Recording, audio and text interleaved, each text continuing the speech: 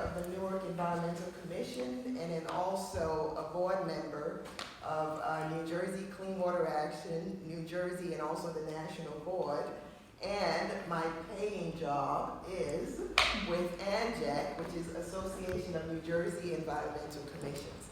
So I'm the Community Outreach and Engagement Manager. Now, unlike some people who are like hardcore, I would say, environmentalists and activists, I would call myself more of a generalist, because I didn't actually go to school to study for, environment or any of that, or a scientist. And I didn't really start to become interested in a lot of these issues until my mid-20s. And then I went to DC, where I worked for Bread for the World, and I became involved with all these issues around hunger and other social justice issues. And then eventually I went overseas to Bolivia and Venezuela, and I lived in a really poor barrio. So these were the marginalized and oppressed people of society. And we had to live like them. So I lived in a house with no running water. My house got flooded. It was like a river, and the neighbors came, and they knocked a hole down through my back wall for the water to go through. And also, I saw, how, marginalized people live, because having grown up, I was born in Haiti, but grew up from the age of 9 in Brooklyn. But that was also outside of my purview. I lived a pretty comfortable life. And so actually, going there and living as they did, and being part of, their world, and seeing that the people, they're invisible, basically.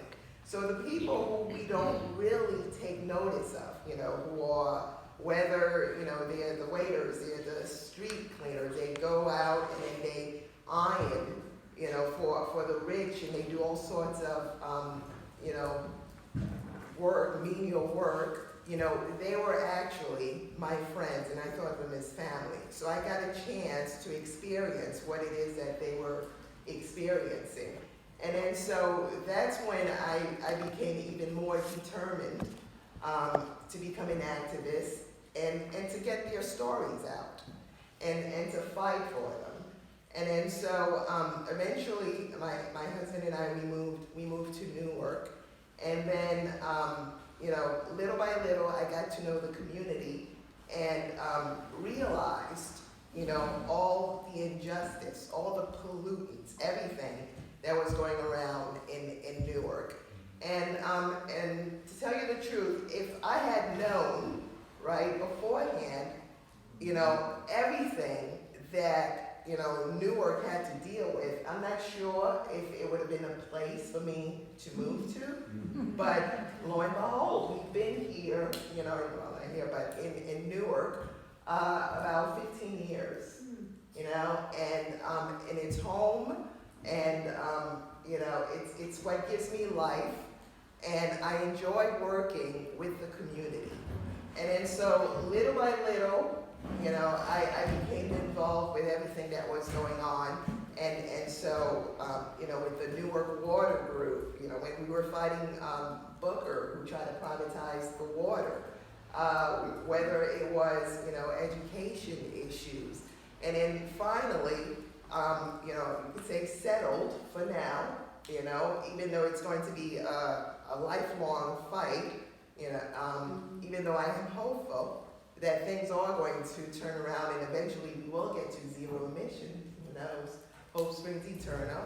And so right now I'm focusing on sort of making myself as an example of what can happen to someone, a person who didn't grow up in that world. That all of us, we have the capacity to fight. We can empathize with other people, and we shouldn't just be comfortable in our skin. Just like, the Pink Floyd song, Comfortably Numb.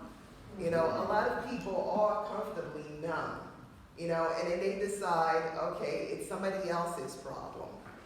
But, and actually, it's all about our problem. And so having to deal with,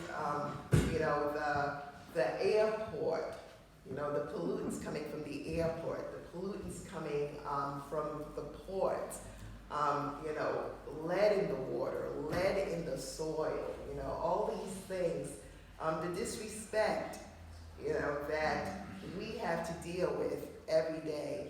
And so I become more determined, that, just to mobilize people so that they can do something about it. So that's why with my job at ANJEC, what I'm trying to do now, because New Jersey, as you know, has 565 municipalities.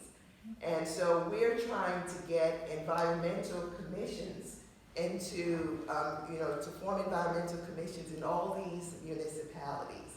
Because I believe that it comes from the people. So if you want change, it has to come from the bottom up. If you're thinking that somebody else is going to do it for you, you're going to be waiting a long time. And so one of my pet peeves is, when, like for instance, at a meeting, people get so excited. Oh, Representative so-and-so is going to come to the meeting, or Senator so-and-so is going to come to the meeting. Well, the senator is the one who should be excited, to be at your meetings, not you getting excited, that the senator is going to be at your meetings, because you should be running things, okay? And that's what I'm trying to do, to empower people. Because it is sad when you see so many people, who are just broken, for whatever reason. Lots of times, no fault of their own, and being bombarded all the time, all these pollutants. It's sometimes, I myself, I feel as if I'm going crazy because I get out of one issue, and automatically, I'm faced with another one. And so how do you keep it all straight? So you can imagine someone, who doesn't make a lot of money, with, has kids sick, this, that, how do they deal? So that's when, some of us who are capable of, picking up the slack, that's what we should do, okay? So we should empower them. So, I'll stop here because I know there are going to be questions later on.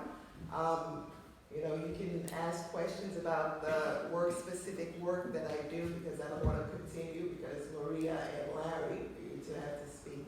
But No, keep talking. keep Receive your honor.